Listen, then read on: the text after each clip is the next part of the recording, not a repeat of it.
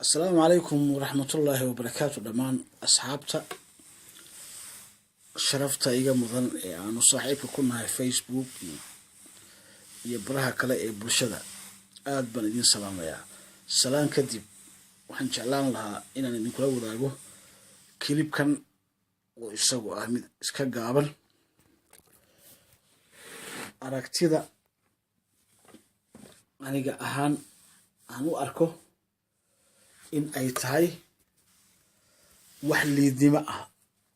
قومية أما بلشدة أما ضلًا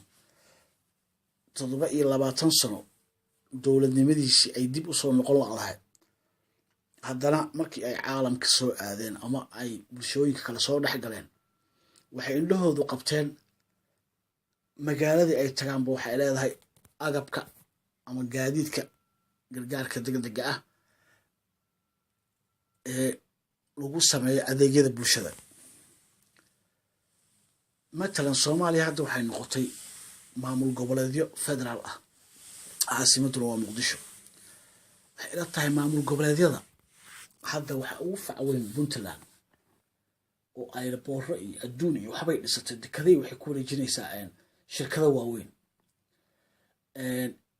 shirkadaha maxalliga ama ka shaqeeya meesha ama xawlaad ama isgaarsiin billions-ka lacagaha maalinba kala rogaya haddii aad eegto contribution iyo canshuurta la qaado xagee martaa shalay galab waxaa dhacday in uu dab ka kacay magaalada caasimadda oo ah Puntland Garowe waxaa fajac ummadda ku noqotay booyad yar oo ordaysa oo la rabo in lagu damiyo dabkii haddaba معناها مركي أن حقيقة تاون Puntland كلية معها معمولة كلا كوا كلا كسيليتا